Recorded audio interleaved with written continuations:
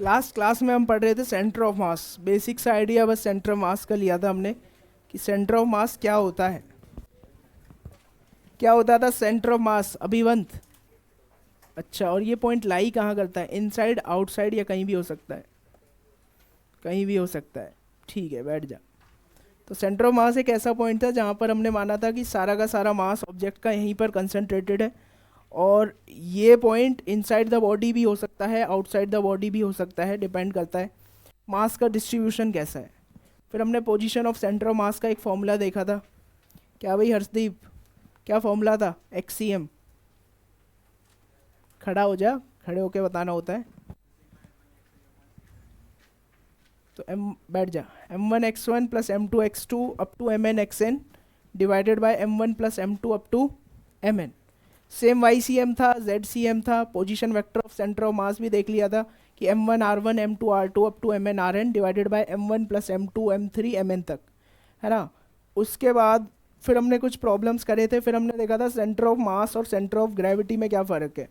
तो centre of मास वो point था जहाँ सारा मास कॉन्सेंट्रेटेड हो, लेकिन सेंटर ऑफ ग्रेविटी वो वाला पॉइंट था जहाँ पर सारी की सारी mg फोर्स लग रही होगी किसी भी ऑब्जेक्ट के ऊपर।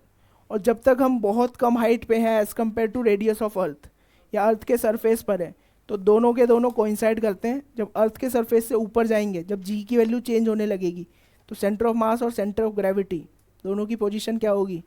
बदलने लगेगी, है ना। सेंटर ऑफ मास हम बोलते थे कि सेंटर ऑफ मास उधर लाई करता है जहाँ हैवियर मास हो, हैवियर मास के पास में रखा होता है सेंटर ऑफ मास। ऐसे ही सेंटर ऑफ ग्रेविटी वहाँ पर लगती है जहाँ पर जी की वैल्यू ज़्यादा हो, मतलब अर्थ के सरफेस के पास जी की वैल्यू ज़्यादा होती है, तो सेंटर ऑफ ग्रेविटी अर्थ के सरफेस के आसपास कहीं होगी। तो उसी से रिलेटेड है हमारे पास। ये कर लिया था, सेंटर ऑफ ग्रेविटी निकाल ली थी, तो एक प्रॉब्लम है, ये तुमको बताना है। एक ना बहुत लंबी रॉड रखी हुई है अर्थ के सरफेस पे, L is greater than radius of अर्थ। तो बोला है दोनों में से कौन सा पॉइंट अर्थ के सरफेस के पास लाई करेगा, सेंटर ऑफ मास या सेंटर ऑफ ग्रेविटी? अर्थ के सरफेस के पास कौन लाई करेगा, ये तुमको बताना है। क्या आएगा इसका आंसर? COM या COG? COM, क्योंकि हमें पता है कि इसका सेंटर ऑफ मास कहाँ होगा, रॉड का सेंटर ऑफ मास किधर होगा? बिल्कुल सेंटर पे। मतलब अर्थ सरफेस से अगर हाइट देखें तो कितना होगा? L/2। अब रॉड के दो हाफ को देख, तो एक तो अपर हाफ और एक lower half. Centre of gravity कहाँ ज़्यादा है, लोअर हाफ में ज़्यादा है? मतलब ग्रेविटी किधर ज़्यादा है, लोअर हाफ में ज़्यादा है या अपर हाफ में ज़्यादा है? लोअर हाफ में ग्रेविटी ज़्यादा है, ना कि अपर हाफ में, क्योंकि अर्थ सरफेस के पास ग्रेविटी की वैल्यू ज़्यादा होती है। इट मीन्स लोअर हाफ में ग्रेविटी ज़्यादा है, तो सेंटर ऑफ ग्रेविटी कहाँ लाई करेगी, लोअर हाफ में या अपर हाफ में? लोअर हाफ में। तो हो सकता है यहाँ कहीं पे सेंटर ऑफ ग्रेविटी हमें देखने को मिले। सेंटर ऑफ मास तो बिल्कुल सेंटर में ही होगा, ठीक है। तो सेंटर ऑफ ग्रेविटी इसमें अपना आंसर हो जाएगा। नेक्स्ट देखो, नेक्स्ट इज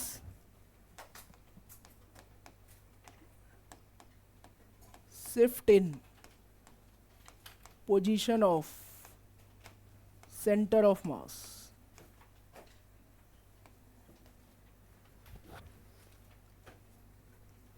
मान लो कुछ मासेस हमें दे रखे हैं, लेट्स से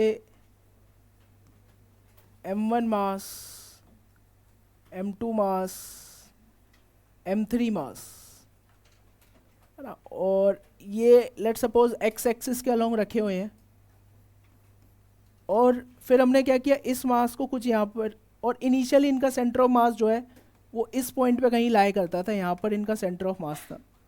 अब हमने क्या किया, m1 मास को इधर शिफ्ट कर दिया, let's say delta x1 amount से, m2 मास को भी इधर शिफ्ट कर दिया डेल्टा x2 से, और m3 मास को इधर शिफ्ट कर दिया डेल्टा x3 से। तो खुद बताओ सेंटर ऑफ मास भी शिफ्ट होगा या नहीं होगा? बिल्कुल होगा। तो सेंटर ऑफ मास भी कुछ शिफ्ट हो जाएगा, हमें देखना है कि सेंटर ऑफ मास कितना शिफ्ट होगा। तो शिफ्ट में भी सेम फॉर्मूला लगता है कि जैसे मान लो XCM क्या होता था, m1 x1 m2 x2 plus m3 x3 upon m1 plus m2 plus m3। अब जो x था उसको डेल्टा x से बदल दो बस। So delta XCM is m1 delta x1 plus m2 delta x2 plus m3 delta x3 and so on चलता जाएगा, जितने भी मासेज हों, divided by m1 plus m2 plus m3। ठीक है, लेकिन इस फॉर्मूले को लगाते वक्त एक बात याद रखनी है कि ये जो delta x1 delta x2 delta x3 है, ये विद साइन तुमको पुट करना है। तुम्हें क्या करना है, एक डायरेक्शन पॉजिटिव ले लेनी है, एक नेगेटिव। मान लो तुमने क्या किया, तुमने इस वाली डायरेक्शन को पॉजिटिव ले रखा है, प्लस एक्स को तुम पॉजिटिव बोल रहे हो और माइनस एक्स को तुम नेगेटिव बोल रहे हो। तो यहाँ पर डेल्टा x1 अगर 2 सेंटीमीटर है, तुम क्या लिखोगे उसको, +2 या -2? -2। ऐसी डेल्टा x2 अगर मान लो 3 सेंटीमीटर है तो क्या लिखेंगे, और डेल्टा x3 4 सेंटीमीटर हुआ तो क्या लिखेंगे, +4 लिखेंगे, और तब फॉर्मूले में पुट करना है। और अगर मान लो ऐसा बोल दिया जाए कि मासेस को कुछ इस तरह से शिफ्ट किया कि सेंटर ऑफ मास शिफ्ट ही नहीं हुआ, सेंटर ऑफ मास अपनी उसी पोजीशन पे मेंटेन्ड है, so if COM does not shift, तो इस केस में डेल्टा एक्स सी एम क्या होगा, डेल्टा एक्स सी एम इस केस में हो जाएगा अपने पास 0, या फिर हम बोल सकते हैं m1 delta x1 plus m2 delta x2 plus m3 delta x3 किसके बराबर आ जाएगा, ये 0 के बराबर। ठीक है, तो ऐसे क्वेश्चंस भी आएंगे जहाँ पर सेंटर ऑफ मास शिफ्ट ही नहीं हो रहा होगा। तो इतनी चीज़ें नोट करो, फिर प्रॉब्लम पे चलते हैं।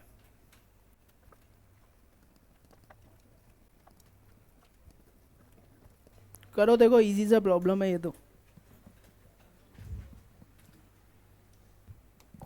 यहाँ पर शिफ्ट कितना है position of centre of mass में, position of centre of mass में शिफ्ट कितना है इस प्रॉब्लम में, 0।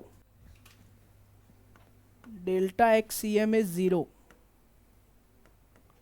तो मतलब अब तो प्रॉब्लम ही सिंपल बन गया, m1 delta x1 plus m2 delta x2 is equals to 0। क्या आ रहा है आंसर, क्या आ रहा है तुम लोगों का, +4, क्योंकि 2 kg को बोला हुआ है, उसने शिफ्ट किया है 8 मीटर लेफ्ट की तरफ, तो इसको इधर की तरफ शिफ्ट किया है 8 मीटर से।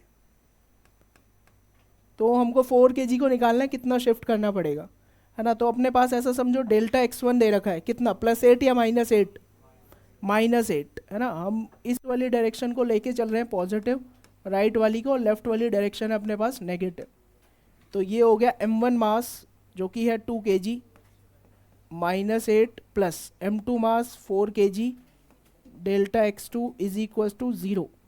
सो डेल्टा x2 यहाँ पर अपने पास आया प्लस का 4 सेंटीमीटर, प्लस का 4 मीटर। आंसर पॉजिटिव आ गया, इट मीन्स 4 kg को किधर शिफ्ट किया होगा हमने, प्लस एक्स में, राइट की तरफ।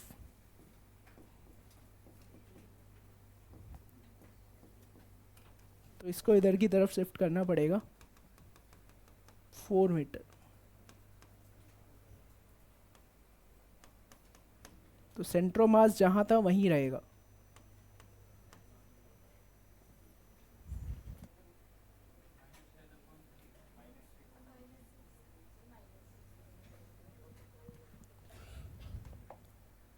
चलो देखते हैं क्या है आंसर।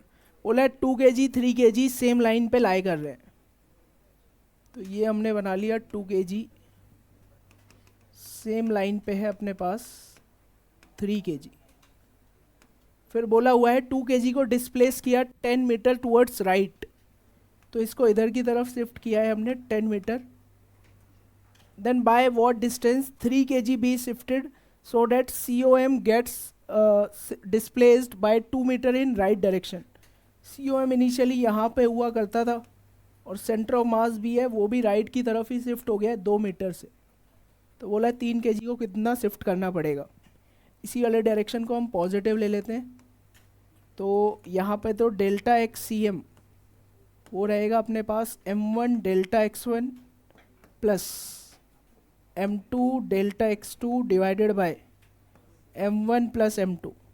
डेल्टा एक्स सी एम है अपने पास 2, m1 है अपने पास 2, और डेल्टा x1 है प्लस का 10, m2 है 3, डेल्टा x2 हमको निकालना है bye m1 plus m2, 3 plus 2 5 हो जाएगा।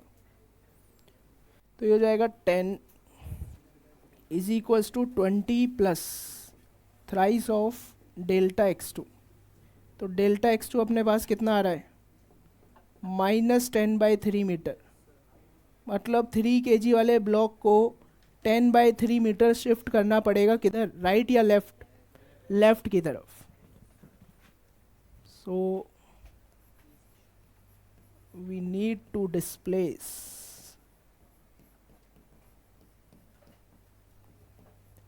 3 kg block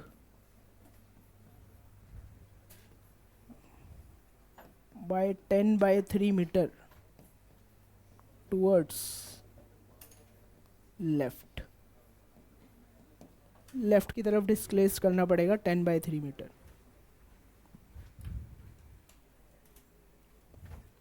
सिक्स कैसे निकाल दिया कुछ बच्चों ने, तो बहुत सिंपल कैलकुलेशन थी। नेक्स्ट है अपने पास centre of mass of distributed mass system. अभी तक हम देख रहे थे डिस्क्रीट मासेस, इधर उधर इधर उधर मासेस बिखरे हुए थे। अब पूरी कंटिन्यूस बॉडी है अपने पास, इसका सेंटर ऑफ मास हमें निकालना है। तो देखो सेंटर ऑफ मास फॉर्मूला अभी भी वही है, बस थोड़ा सा हमने फॉर्मूले को मॉडिफाई कर दिया है। अभी तक फॉर्मूला क्या था एक्सीएम निकालने का, summation MI XI by summation of MI। अब समझो अगर ये इन्फानाइट, ये क्या है, ये है डिफरेंट मासेस को, डिस्क्रीट मासेस को जोड़ने का तरीका। अब अगर मासेस इन्फानाइट हो जाए तो ये वाला साइन किससे बदल जाता है फिर अपना, इंटीग्रेशन से। तो ये हो जाएगा इंटीग्रेशन, m की जगह आ जाएगा dm इंटू एक्स, और नीचे भी हो जाएगा इंटीग्रेशन ऑफ dm। तो मतलब XCM का फॉर्मूला हो जाएगा अपने पास integration of x dm by integration of dm।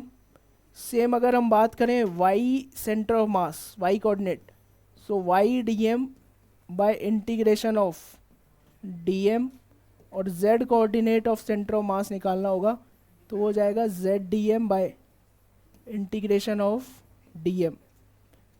इस तरह से हम निकाल देंगे इस केस में। तो ये x क्या होगा, x उस पार्टिकल का कोऑर्डिनेट होगा जो भी तुमने dm मास लिया है।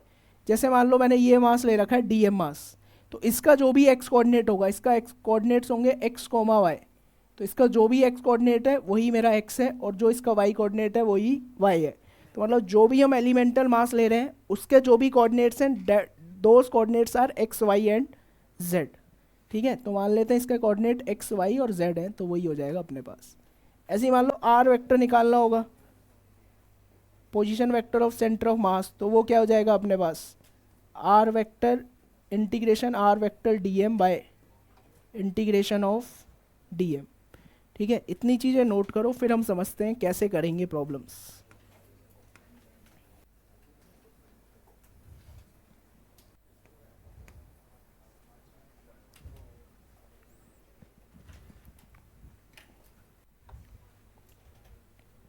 देखो यहाँ पर सुनो, ऑल्दो लीनियर मास डेंसिटी की बात हम पहले भी कर चुके हैं। लीनियर मास डेंसिटी जितनी भी अपने पास लीनियर ऑब्जेक्ट्स, 1D ऑब्जेक्ट्स होंगी या ऐसी ऑब्जेक्ट्स जहाँ पर जो भी पूरा मास है वो लेंथ के ऊपर है, उसके लिए डिफाइन किया जाता है लैम्डा। लैम्डा हमने कैसे डिफाइन किया था, लैम्डा क्या होता था अपने पास, lambda is total mass over total length. So total mass upon total length. अगर यहाँ पर हम देखें तो टोटल मास अपने पास क्या होगा m, और टोटल लेंथ क्या होगी अपने पास l। और वहीं अगर सेम बात किसी एलिमेंट के लिए करें तो एलिमेंट का टोटल मास अपने पास क्या है dm, और एलिमेंट की लेंथ कितनी है dx। तो इस तरह से लैम्डा अपना डिफाइन होगा। तो यहाँ से देखो dm की वैल्यू क्या आएगी, dm is equals to lambda into dx। तो अगर एलिमेंट का मास हमको बताना होगा तो dm यहाँ पर हो जाएगा लैम्डा इंटू dx। और ऐसी ऑब्जेक्ट्स जिनके लिए हम ये लैम्डा डिफाइन करते हैं, तो पहला तो यही हो गया, रॉड हो गया अपने पास, है ना, रिंग हो जाएगी अगर अपने पास, तो रॉड होगी, रिंग होगी, इन सब के लिए हम डिफाइन करते हैं लैम्डा। फिर आते हैं सरफेस मास डेंसिटी। ये उन ऑब्जेक्ट्स के लिए डिफाइंड है जिनका जो मास है वो पूरा सरफेस के ऊपर रहता है। ठीक है, तो सरफेस के ऊपर है तो टोटल सरफेस का मास है m और टोटल एरिया a। तो सिग्मा कैसे डिफाइन करेंगे? सिग्मा हमने डिफाइन किया है टोटल मास अपॉन क्या आ जाएगा, टोटल एरिया। सो सिग्मा को डिफाइन करने के लिए total mass upon total area. पूरे ऑब्जेक्ट्स के लिए ऑब्जेक्ट के लिए अगर हम बात करें तो मास m है और एरिया है इसका a। और अगर इस एलिमेंट के लिए बात करें तो इसका मास कितना है अपने पास, dm, और एरिया कितना है, dA। तो dm को क्या लिख सकते हैं in terms of sigma, dm is equals to sigma into dA। ऐसे एग्जाम्पल बताओ, अगर ऐसे ऑब्जेक्ट्स का हम एग्जाम्पल देखें कि जहाँ पर पूरा का पूरा मास एरिया के ऊपर रहता है, सरफेस के ऊपर रहता है, तो पहला तो वही होगी कि कोई भी अपने पास शीट हो जाएगी, मेटल शीट है ना। और अगर मैं बात करूँ होलो स्फीयर है अपने पास, होलो स्फीयर में भी सारा मास सरफेस के ऊपर ही है। डिस्क मान लो तो डिस्क में भी यही होगा। होलो सिलेंडर बोल दो, तो जितनी भी होलो ऑब्जेक्ट्स होंगी अपने पास, उन सब के लिए हमें क्या डिफाइन करना पड़ेगा, उनके लिए हमको सिग्मा डिफाइन करना पड़ेगा। क्या ये बात क्लियर है तुम लोगों को? फिर अब हमारे पास आती है वॉल्यूम मास डेंसिटी, या जिसको सिर्फ हम डेंसिटी भी बोल देते हैं, है ना, या मास डेंसिटी बोल देते हैं। तो यहाँ पर ऑब्जेक्ट का टोटल मास है m और टोटल वॉल्यूम है v। तो रो को हम कैसे डिफाइन करते हैं, वैसे ये तो पता ही है तुम लोगों को। रो क्या होता है अपने पास, mass over volume. So total mass over total volume. तो यहाँ पर मास पूरे वॉल्यूम में डिस्ट्रीब्यूटेड होगा। पूरे ऑब्जेक्ट के लिए बात करें तो रो की वैल्यू हो जाएगी m/v, या फिर अगर एलिमेंट के लिए बात करें तो एलिमेंट का मास dm और एलिमेंट का वॉल्यूम dv। तो यहाँ पर अगर एलिमेंट का मास dm लिखें तो dm की वैल्यू अपने पास कितनी आ जाएगी, रो dv। अच्छा, एग्जाम्पल क्या होंगे ऐसे ऑब्जेक्ट्स जिनके लिए हम ये डिफाइन करें? क्यूब, सॉलिड क्यूब हो जाए अपने पास, अगर सॉलिड क्यूब या क्यूबॉइड, सॉलिड क्यूबॉइड हो गया, सॉलिड कोन, जो भी सॉलिड ऑब्जेक्ट है उन सब के लिए हम डिफाइन करेंगे रो। सॉलिड सिलेंडर हो गया, सॉलिड स्फीयर हो गया, सॉलिड हेमिस्फीयर हो गया, तो इन सब के लिए हम डिफाइन करते हैं रो। इतनी चीज़ें नोट करो क्योंकि ये सारी चीज़ें भी काम आएंगी। नेक्स्ट, तो देखो बहुत ही ऑब्वियस सी बात है कि जो भी सिमेट्रिक ऑब्जेक्ट्स हैं जिनके पास यूनिफॉर्म मास डेंसिटी है, मतलब जिनकी डेंसिटी कांस्टेंट है, तो उनका जो सेंटर ऑफ मास है वो उनके ज्योमेट्रिक सेंटर पे लाई करता है। जैसे अपने पास मान लो ये रॉड है, रॉड की लेंथ l है, तो इसका सेंटर ऑफ मास कहाँ पर आएगा, इसके सेंटर पे। COM इधर होगा, कितना डिस्टेंस पर होगा ये, l/2 डिस्टेंस पे होगा। ऐसी रिंग का सेंटर ऑफ मास भी बिल्कुल इसके ज्योमेट्रिक सेंटर पे होगा। सेम अगर डिस्क है तो इसका भी, सॉलिड स्फीयर है, होलो स्फीयर है, कैसा भी है, तो इन सब का सेंटर ऑफ मास तो इनके ज्योमेट्रिक सेंटर पे ही होता है। नेक्स्ट, ऑल्दो हमें यहाँ से पता है कि सेंटर ऑफ मास रॉड का जो है वो l/2 पे लाई कर रहा है, लेकिन एक बार देखते हैं वो जो इंटीग्रेशन वाला फॉर्मूला पढ़ा है उसकी हेल्प से देखते हैं क्या सेम आंसर आता है या नहीं। तो centre of mass of a thin rod, तो ऑब्वियस ही बात है पूरा का पूरा मास x एक्सिस पे है, तो x coordinate of centre of mass ही लाई करेगा, y में तो है ही नहीं, तो YCM तो 0 ही रहेगा। इसके लिए डिफाइन क्या करते हैं, लैम्डा, सिग्मा या रो? लैम्डा डिफाइन करते हैं। तो यहाँ पर लैम्डा अपने पास कितना रहेगा, मास m है और लेंथ कितनी दे रखी है l, तो लैम्डा अपने पास रहेगा m/l। अब फिर हम क्या करेंगे कि किसी भी जनरल डिस्टेंस x पे जाके एक dx थिकनेस का एलिमेंट ले लेंगे। इसका मास कितना हो जाएगा एलिमेंट का, dm हो जाएगा, और dm की वैल्यू क्या होगी अपने पास, लैम्डा इंटू dx। ठीक है, तो हमने क्या किया, हमें निकालना था xcm इसका, क्योंकि ycm तो 0 है। क्या हो जाएगा फॉर्मूला, इंटीग्रेशन वाला फॉर्मूला क्या था, integration x dm over integration of dm। तो ये हो जाएगा यहाँ पर इंटीग्रेशन x और dm की वैल्यू होगी लैम्डा x dx, और नीचे आ जाएगा इंटीग्रेशन। ऑल्दो अगर मेरे को टोटल मास पता है तो इंटीग्रेशन dm क्या देगा तुमको, टोटल मास देगा।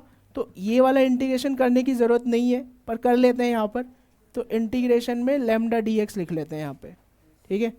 तो यहाँ पर देखो ये क्या आ जाएगा, इधर एक्स स्क्वायर बाहर आ जाएगा, और सॉरी लैम्डा बाहर आ जाएगा, और इंटीग्रेशन किसका बचेगा, x square D x. X की वैल्यू कहाँ से कहाँ तक, 0 टू एल वेरी कर रही है, यहाँ भी लैम्डा बाहर, integration D X, integration D X limit from 0 to L, lambda से लैम्डा तो देखो कैंसिल ही हो गया। एक्स स्क्वायर डी एक्स का इंटीग्रेशन क्या आ जाएगा तुम्हारे पास, अच्छा 2 बार एक्स नहीं आएगा, हाँ, तो D M lambda D X था हमारे पास, तो यहाँ तो 2 बार एक्स लिख लिया हमने, तो लैम्डा डी एक्स था, तो ये एक्स डी एक्स होगा, सिर्फ एक्स डी एक्स, बिल्कुल। सो एक्स का इंटीग्रेशन, एक्स डी एक्स का integration x square by 2, limit भी रख दोगे तो कितना हो जाएगा, L square by 2, so L square by 2, और यहाँ पर डी एक्स का इंटीग्रेशन क्या देगा तुमको, तो एल आ जाएगा, लिमिट रख देंगे, एल से एल एक कैंसिल, तो कितना आ गया, L by 2 X C M, और ये तो हमें वैसे भी पता था कि एल बाई 2 पे लाई करेगा, ठीक है। तो इसके सेंटर ऑफ मास के कोऑर्डिनेट्स अगर हम लिखें एक्स सी एम कॉमा वाई सी एम, तो ये हो जाएगा एल बाई 2 कॉमा 0।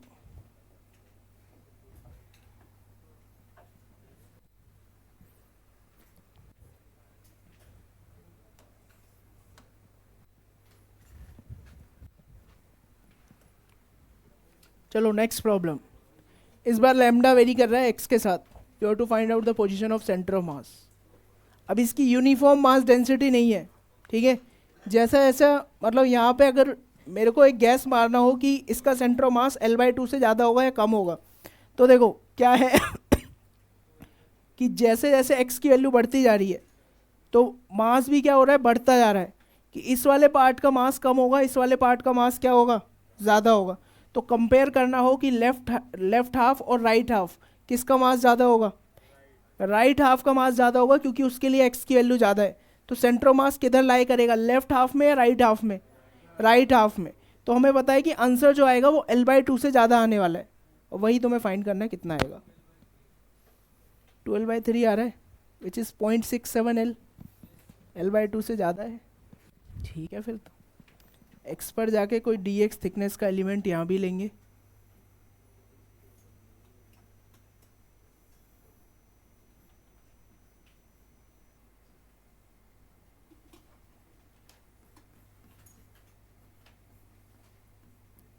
और ये जो एलिमेंट आएगा इसका मास होगा d m. So x coordinate of centre of mass is integration x d m by integration of d m, और डी एम अपने पास क्या हो जाएगा, lambda D x, that is lambda naught into x into d x. So x into lambda naught x d x over integration lambda naught x into d x, 0 to l, 0 to L, lambda naught बाहर, integration x square D x, 0 to L, lambda naught बाहर, integration x d x, 0 to L, lambda naught से lambda naught cancel, x square का integration x cube by 3, और x का integration x square by 2। So answer आ जाएगा 2l/3 which is greater than l/2।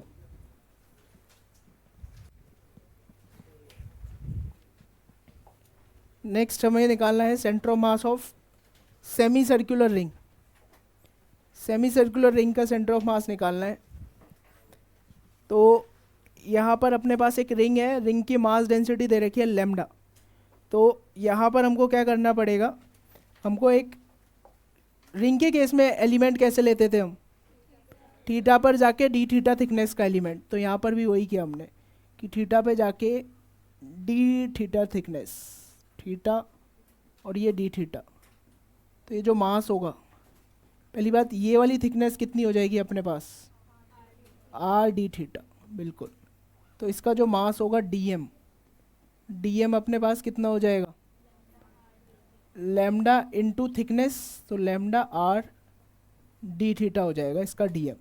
Okay, अब हमको क्या निकालना था, इस पॉइंट के अगर कोऑर्डिनेट देखें, क्योंकि x d m upon integration d m और y d m upon d m करेंगे, इसका एक्स कोऑर्डिनेट कितना आएगा, अगर ये रेडियस है अपने पास आर और ये अपने पास ओरिजिन है ही, तो बताओ इसका एक्स कोऑर्डिनेट क्या हो जाएगा, इसका एक्स कोऑर्डिनेट, इसके लिए एक्स कॉमा वाई लिखें तो एक्स कोऑर्डिनेट होगा अपने पास क्या हो जाएगा, आर कॉस थीटा, और वाई कोऑर्डिनेट क्या हो जाएगा, आर साइन थीटा। तो इसका एक्स कोऑर्डिनेट समझ में आ रहा है, एक्स आर कॉस थीटा है और वाई कोऑर्डिनेट है आर साइन थीटा। अब इसका एक्स सी एम और वाई सी एम फाइंड करते हैं। तो एक्स सी एम का फॉर्मूला क्या होता है अपने पास, integration x d m over integration of d m. तो एक्स कोऑर्डिनेट अपने पास कितना है, आर कॉस थीटा, और डी एम अपने पास कितना हो जाएगा, lambda r d theta upon integration of lambda r d theta. तो यहाँ पे देखोगे लैम्डा आर स्क्वायर बाहर चला जाएगा। अच्छा थीटा की लिमिट बताओ यहाँ पर कहाँ से कहाँ तक होगी, थीटा की लिमिट 0 टू पाई, यहाँ पर 0 और पूरा घूम के इस वाले एंड तक पहुँचेंगे तो पाई एंगल घूमना पड़ेगा, इसीलिए limit is from 0 to pi upon lambda r integration d theta from 0 to pi. Cos theta का इंटीग्रेशन बताओ क्या होता था, साइन थीटा, तो ये साइन थीटा बनेगा, लिमिट पुट करते हैं, sine pi minus sine zero कितना होता है साइन पाई, साइन ज़ीरो भी क्या होता है, तो ओवरऑल न्यूमरेटर क्या बन जाएगा, तो न्यूमरेटर 0 बनते ही एक्स सी एम क्या हो गया अपने पास 0 हो गया। मतलब सेंटर ऑफ मास यहाँ पर किस एक्सिस पे लाई कर रहा है, वाई एक्सिस पे, तो वही देखना है वाई एक्सिस पे कहाँ लाई करेगा, एक्स सी एम तो 0 आ गया, वाई सी एम निकालते हैं। तो वाई सी एम अपने पास बनेगा integration y d m over integration of d m. Y coordinate है अपने पास r sine theta into lambda r d theta upon integration of lambda r d theta. So lambda r square बाहर, integration sine theta d theta limit 0 to pi, और lambda r integration d theta limit 0 to pi. So lambda r से एक lambda r cancel, sine theta का integration क्या होता है minus cos theta, और minus को एडजस्ट करने के लिए हम लिमिट स्विच कर देंगे, तो क्या होगा cos 0 minus cos pi.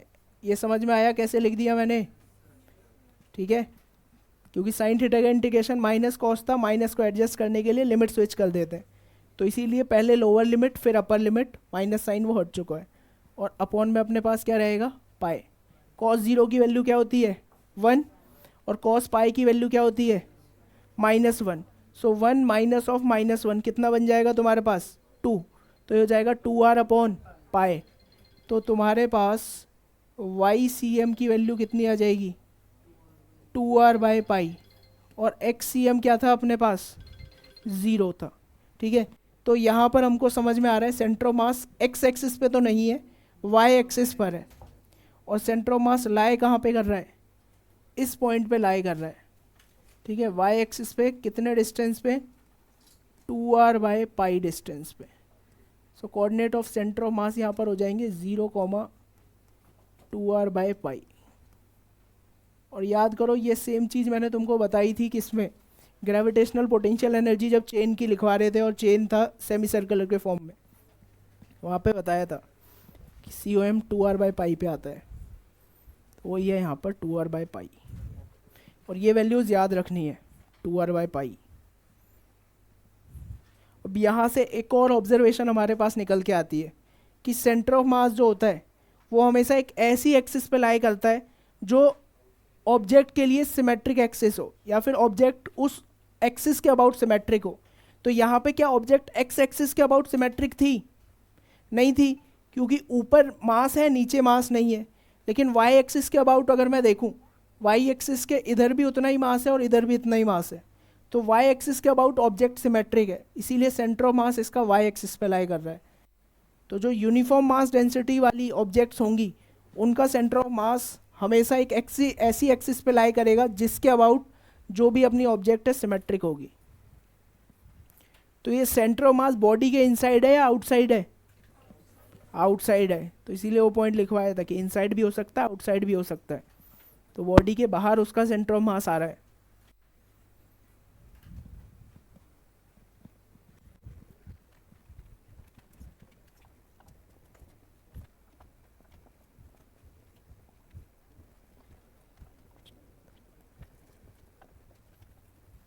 Note करके ये बात जरूर लिख लेना, centre of mass lies on that axis about which the object is symmetric, और गिवन केस में that axis is y axis.